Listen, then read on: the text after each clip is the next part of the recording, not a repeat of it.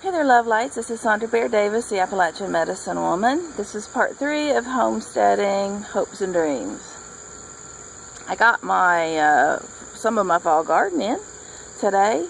I put in a pot of potatoes. I'm going to do that deep kind of pot growing technique. Don't know if it's going to work out, but in anyway, I feel like I'll have some good seed potatoes for next year, even if it doesn't, right? I got a couple of pretty big pots of green onions going, some lettuce going, got a celery root in the ground. I'll put some celery seeds in that to just make a pot of celery growing. I got a cucumber plant that wasn't doing well, repotted, so I can have that going. I'm going to bring that in this winter and try to, with grow lights and the good sunny window, try to see if I can keep that going. I've got an heirloom tomato plant over here that I'm going to repot and put on in the patio garden. And then I got my a little turnip patch put in. Nothing big, but I also want to put in that spot some kale seed and some mustard greens, have a nice mixed green bed.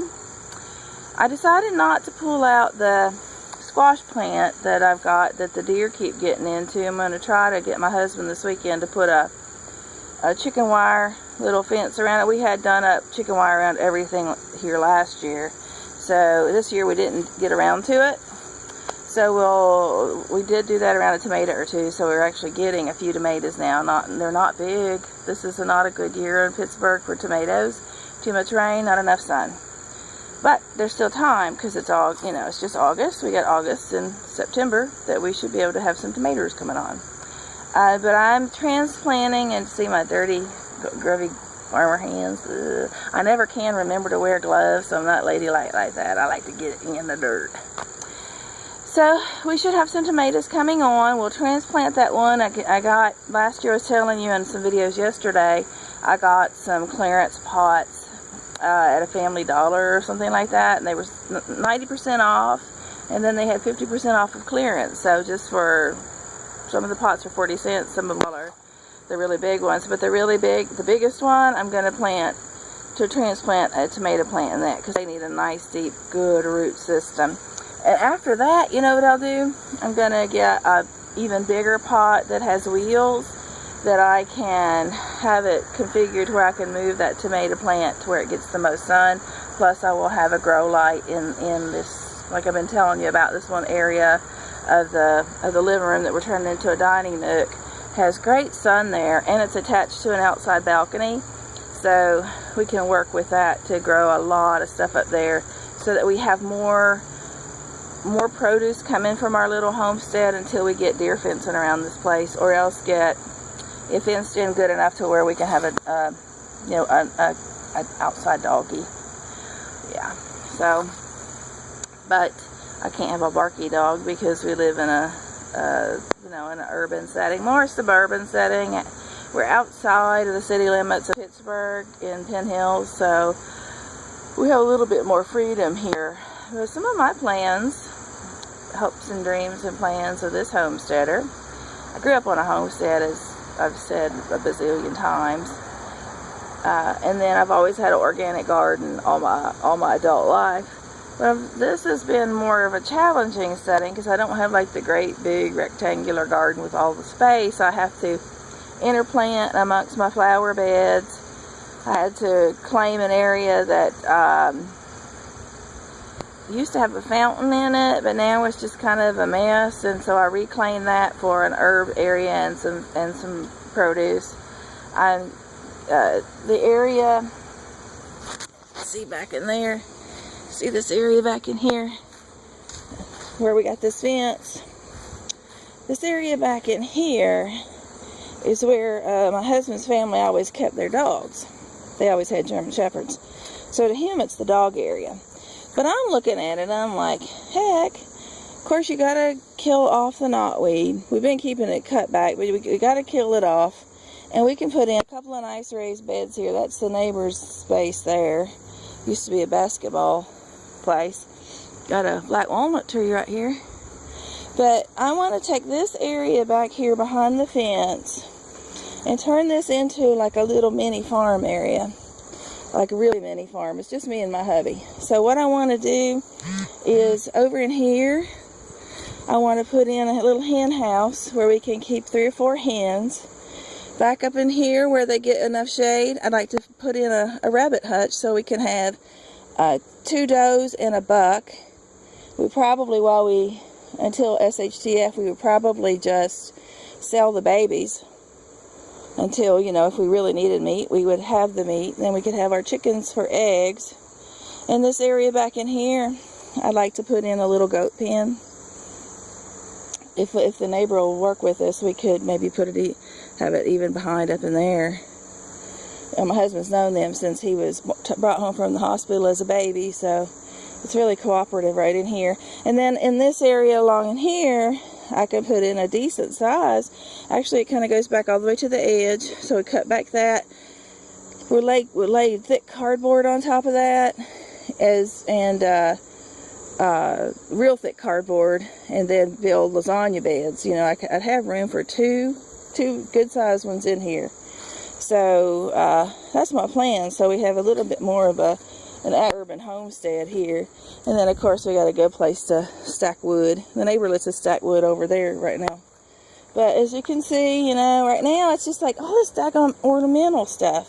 I like ornamental stuff. Excuse me, there's probably a mess around here. I know the place needs to be remodeled. We're working on it. We're working on cleaning it up. But I want to do more as far as you got all these ornamentals. I really would rather take those out and put in berry bushes and fruit trees and things. You know what I'm saying? So, y'all can pray for me that my husband will start cooperating with that. And then in the front yard, there's a really good place for a nice sunny bed. Back in there, gets about 6 good hours of sun a day. You know, but the place out in the front gets it all day long, and from morning to night, and that would be a perfect place to grow tomatoes, eggplants, and peppers, things that need hot weather. So if I can get him to cooperate with me to give me a little chunk up there, it's behind our little driveway area, which is a little brick wall, and then it's just like this. It would not be seen by anybody but us. You know, just the landscape here, it would not be seen by anybody but us. And I could even, at the right by the cart, like where the car's parked, that first row, I could plant like tall zinnias, so it just looks like a nice little flower bed. Camouflage, right? So in the front, I got lots and lots of herbs growing in the flower beds, so that feels, you know, pretty useful.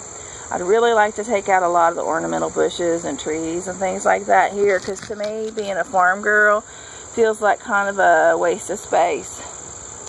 And, you know, I want to do the whole urban homestead thing, you know, a little more permaculture, be more self-sufficient. Back in there too, where I was talking about putting in the garden, we're going to be doing a 4x4 potato bed, you know, where you grow it up high. You put chicken wire around it, and then you grow your potatoes high, and other people have done videos on that, and I'll be doing that as well, because you can grow plenty for 2 people in a little spot like that, probably then some, and then you can have your seed potatoes for the next year. You never have to buy that again. So that's a project we'll be doing. We'll be building some of the lasagna beds. I might have said spaghetti bed. I meant lasagna bed. That's where you take, you know, an area that doesn't have you want to do no-till. Say what there with the knotweed. Knotweed has a little bit of a pesticide in it, not pesticide, but herbicide in it, a natural herbicide. It wants to take over areas. So we have to cut it back, put thick cardboard there. I mean, 5 or 6 layers of cardboard there. And then when it'll still try to pop up on you, but it's not really easy at that point. And then we'll put hay down, we'll put mushroom mulch, you know, with the cow manure in it. We'll put our grass clippings, we'll put our kitchen compost, we'll put leaves this fall, and then layers, just like you layer lasagna. And within a couple years, you have really amazing dirt. Yeah, but even right away, we'd use more, you know, like good 6 inches of that mushroom compost on the top so that we could have, you know, nice produce next year. Part of that too is going to be getting all that fenced in back there so that we are safe from like deer and predators for the, you know, the animals. So we can have a really nice little urban homestead in that spot back there. It's not big, but it's plenty big for what I want to do. And then, you know, taking out some of these ornamentals.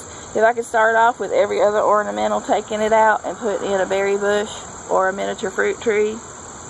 Yeah, putting in some rhubarb and asparagus, things like that I think are really pretty. Yeah, and just continue to grow more and more here. The area over to the side over here, we have a little, like an old, like how they did in the 50s where they had the barbecue pit kind of thing. Well, his dad built something like that, but and it's got a brick patio that's just really needs the grass pulled out of it. It needs a lot of attention. But I'm really going to be asking my husband for birthdays and Christmas and all that to please help to turn it into an outdoor kitchen, a really nice outdoor kitchen, so we can enjoy it, but we can also have a place to cook should the grid go down. I can make soup for the whole neighborhood if I need to. So I'm not one of these people that wants to just like let everybody else die and you know, it's just us. You know, if you have to for 6 or 8 weeks, yeah, you gotta kind of go underground and let things pass over you. But then I want to come out and help rebuild society. I'm a healer. I want to help people, and part of our goal is to become self-sufficient, to seed save, to start working with the community garden that's just 2 doors down. We started that, yeah, but a young couple has taken that over and they're doing such a wonderful job with it. And so, you know, start working with them. Well, he really wanted some attention. But just, you know, work on that sort of stuff. Just making this a really great little neighborhood. There's some empty lots across the street. You know, start doing some kind of, I don't know what they're called, where you plant a garden on a city-owned lot. But just plant some gardens, put in some fruit trees here and there. Turn this into a really nice little self-sufficient nook of the world. And we have a house right next door that is for rent, and some really wonderful people are talking about renting it. So I hope and pray that they get to come, because they would be wonderful to work with the community garden, to work with healing, and just plain old fun. So I'm really excited about that. I hope and pray that they would be allowed to be in there. That would be a wonderful experience. So I'm going to do one more video on the hopes and dreams of a homesteader, because I'm not quite run out of ideas that I want to share today. And I'm taking a break. Again, I got to get back out and clean these weeds out of my flower beds, because while I had Lyme's disease, I did not touch the outdoors. I wasn't even allowed to be outside in the sun for all those weeks. And then I just didn't have any energy before that, and then I'm just now getting it back. So I'm ready to rock and roll, right? Okay, love you.